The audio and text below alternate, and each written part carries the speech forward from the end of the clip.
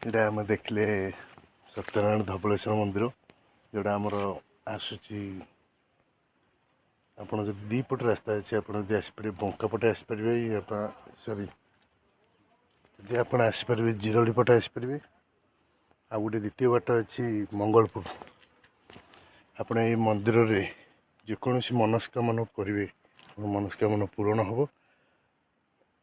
ଏହା ମୁଁ କହୁନି, ଏଠାକାର ଲୋକ ବି ପରିବେଶରେ ନିଜେ କୁହନ୍ତି। ଏଠାରେ ସକାଳ ଟାଇମ୍ରେ ବହୁତ ଭିଡ଼ ହୁଏ ଠାକୁରଙ୍କ ପାଖରେ। ଆଉ ଏହା ଏକ ଅଲୌକିକ ଜାଗା।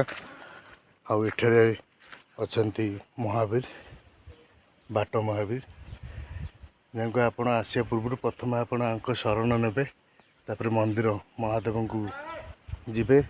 ଆଉ ତାପରେ ତା ଉପରେ ଅଛି ଆମର ଶ୍ରୀନାରାୟଣ, ସତ୍ୟନାରାୟଣ, ତାଙ୍କ ସାଇଡ଼୍ରେ ଅଛନ୍ତି ମହାଦେବ, ଯେଉଁଟାକୁ କୁହାଯାଏ ଧବଳେଶ୍ୱର। ତେଣୁ ଏ ମନ୍ଦିର ନାଁ ହେଇଛି ସତ୍ୟନାରାୟଣ ଧବଳେଶ୍ୱର ମନ୍ଦିର। ଆପଣ ଏଠାରେ ଦେଖୁଥିବେ, ଏଠାରେ ଟିକେ ସିଡ଼ି ଅଛି କିନ୍ତୁ ଭଲ ଲାଗେ ଏଠାକାର ପରିବେଶ। ଆଉ ଏଟା ଚାରିପଟେ ଖାଲି ପବନ ଯେ ପବନ। ଆପଣ ଖରାଦିନ ଆସନ୍ତୁ, ଶୀତ ଦିନ ଆସନ୍ତୁ, ବର୍ଷା ଦିନ ଆସନ୍ତୁ, ଯେତେବେଳେ ବି ଆସିବେ ଆପଣ ଏଠି ଉପଭୋଗ କରିପାରିବେ। ନିଶ୍ଚୟ ଏଠି ବହୁତ ସୁନ୍ଦର। ଆପଣ ଦେଖିପାରୁଥିବେ ଏଠି କେମିତି ପବନ ହେଉଛି। এই ସୁନ୍ଦର ଜାଗାରେ ଏଠି କେମିତି ପରିବେଶର କେମିତି। ଆଉ ସାଇଟ୍ ମାନଙ୍କରେ ଆପଣ ଦେଖିବେ ଯେଉଁଟାକି ଆମ ଗଞ୍ଜାମ ଡିଷ୍ଟ୍ରିକ୍ଟରେ ଅଛି କଳାମୁଗ ହରିଣ।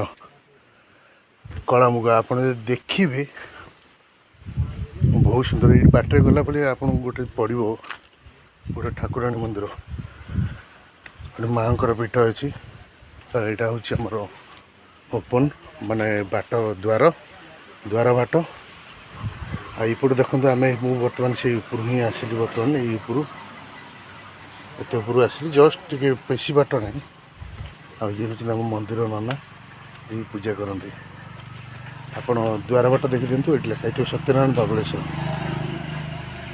ମାଆଙ୍କ ପୀଠ। ଆପଣ ଯେତେବେଳେ ବି ଆସିବେ ତ ଏଇଠିକି ଆସନ୍ତୁ। ତଳେ ମୋ ଡେସ୍କ୍ରିପସନ୍ ଅଛି, ଆପଣ ଏଇଠି ଲାଇକ୍ କରନ୍ତୁ ଆଉ ସବସ୍କ୍ରାଇବ୍ କରନ୍ତୁ। ଧନ୍ୟବାଦ।